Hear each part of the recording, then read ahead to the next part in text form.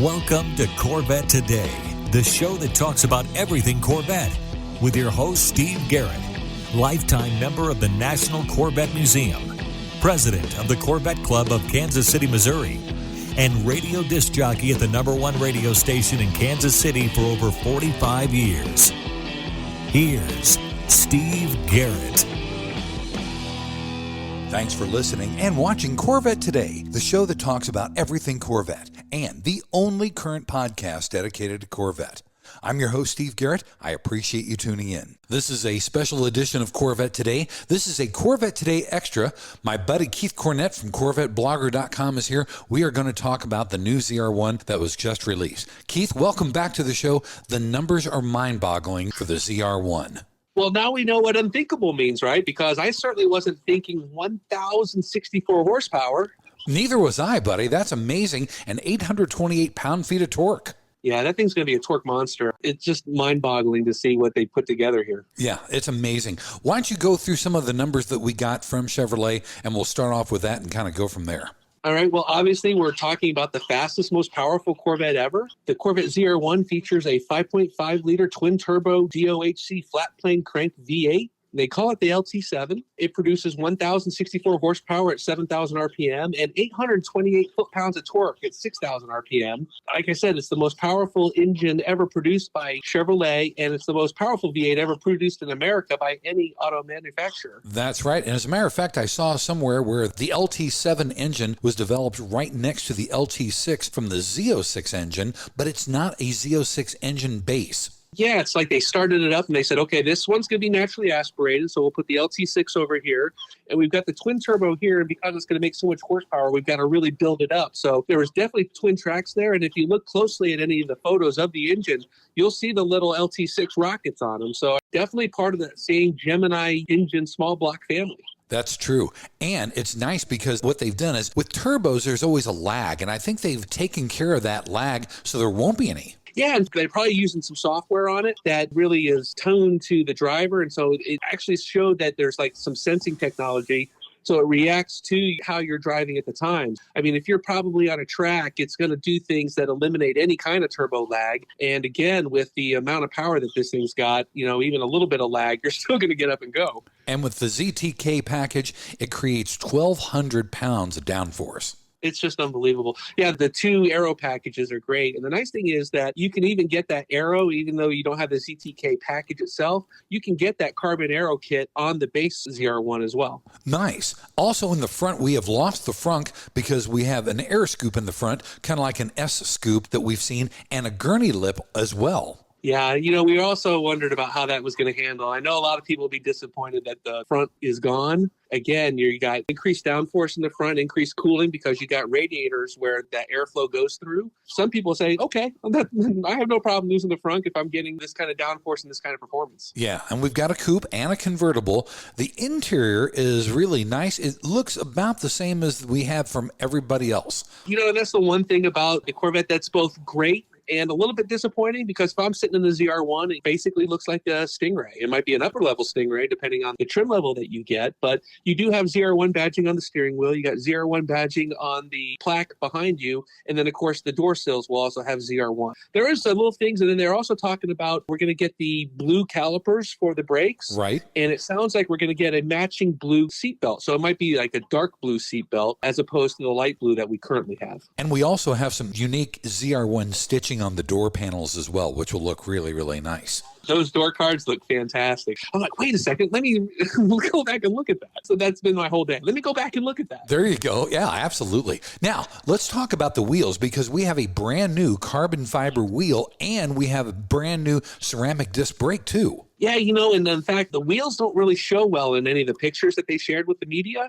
I'm anxious to see some of the photos that may be coming out of the live party down in Miami, I guess you could say. It looks like a really great Carbon Revolution wheel. It's got some additional spokes on it. It looks like the old kind of cup tires, but again, I haven't really been able to get a real clear look at those.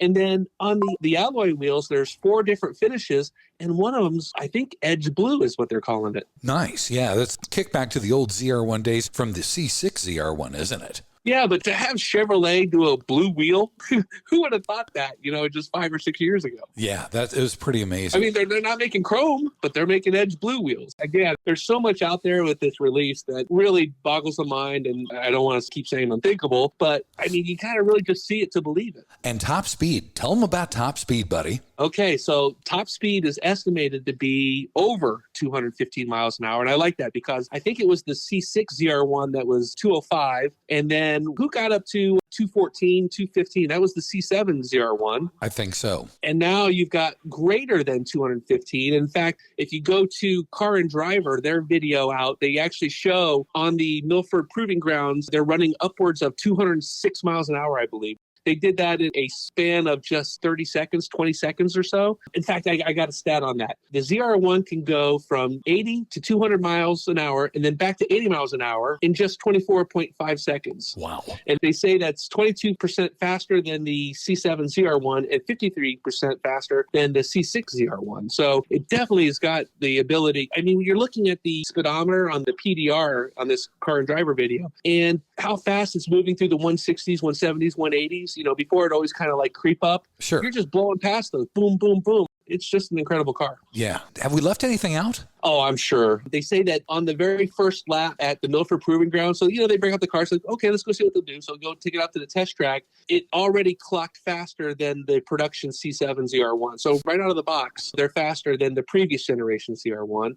And of course, we've heard that the quarter mile time is a sub 10 seconds, so very quick. And then all 4 test drivers that were driving over at the Nürburgring clocked over 200 miles per hour peak speed on their very first lap. So to see that kind of traction and that kind of speed on the track is just, again, mind-boggling.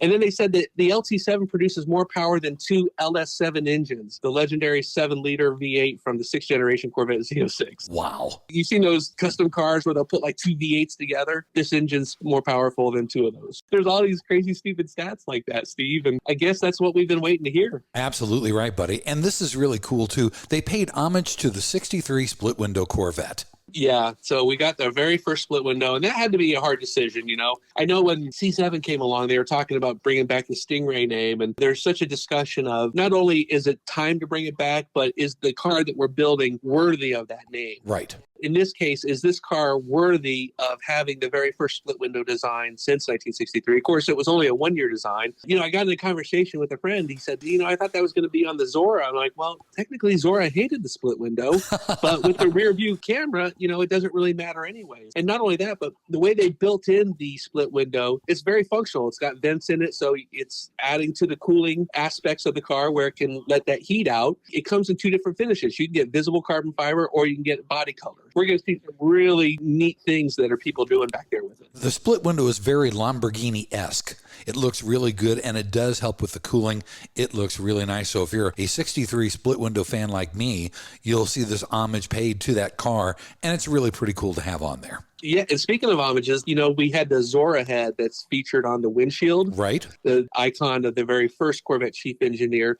Well, Chevrolet, to honor Tad Stuchter, he's just retiring Corvette chief engineer after 47 years, 31 years at Corvette. They're going to put a Taj head on the top of the left-hand side of the split window and the back.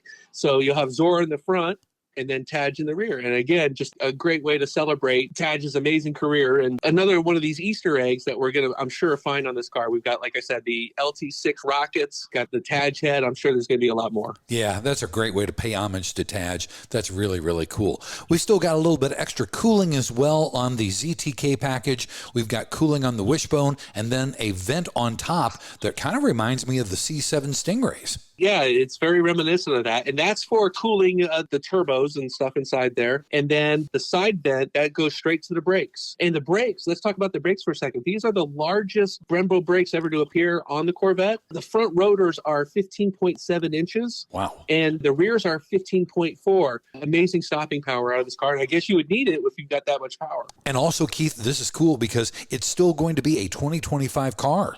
Yeah, they definitely said 2025. They said it will be available in 2025. It's going to be interesting to see how they do the model year switchover. Last couple of years, we've seen September as our break point now, which I kind of like better than the July. It's a little bit closer to the end of the year. It makes a little bit more sense. When are we going to see this thing? We're placing orders right now for September. First orders went in on Thursday for the 2025. Is this kind of going to be like we've seen how they started building E-Rays in January this year, even though it was in the middle of the model year? That's probably what's going to happen. January, February, March, we'll start to see them start to trickle out. Yeah. Again, very low production, I'm guessing. Very hard to get. The price, we have no idea. What do you actually think this is going to be priced at, Steve? Well, now that we're at 1,064 horsepower, Keith, I would think maybe 185, 175, 185 maybe. So I was thinking, the base price for the Z06 is what, 113, 115 or so? Right. I know it just changed. So I'm thinking the base price for this car is probably, I'm going to be a little bit more optimistic. I'm going to say in the 140s. I hope you're right. It could go to 150, but what'll happen is like people did on the Z06, they'll just be able to load it up with options. So we will definitely have some $200,000 ZR1s out there. I'm certain of it. Absolutely. Well, buddy, thanks for being back on Corvette Today for this Corvette Today Extra. I can't wait to see this ZR1 in person. Well, that was a lot of fun, Steve. We've got content up on CorvetteBlogger. Of course, there's content everywhere. I think what we're going to do, we're going to have a link festival where we'll have one page that's got like all the different videos in there because they did invite all these influencers, obviously, up to Detroit first to do some of their own previews. So there's going to be some good stuff there. So we're going to pick through the better ones and have them posted. And I don't see myself sleeping for the next couple of days. Me neither, buddy. Thanks for everything. Thank you, Steve. We see you out there. Keep waving. Thanks again for listening and watching Corvette Today. And be sure to tell your family, friends, and other Corvette enthusiasts about the Corvette Today show. Thanks for checking out Corvette Today on podcast and YouTube. If you'd like to contact Steve with ideas for Corvette Today, you can email him at stevegarrettdj@gmail.com. Garrett has 2 R's and 2 T's. That's stevegarrettdj@gmail.com. Also, sign up for email notifications at corvettetoday.ck.page. Follow Steve and the show on social media on Facebook, Instagram, Twitter, LinkedIn, and Threads at Steve Garrett DJ. Thanks again for listening and watching Corvette Today.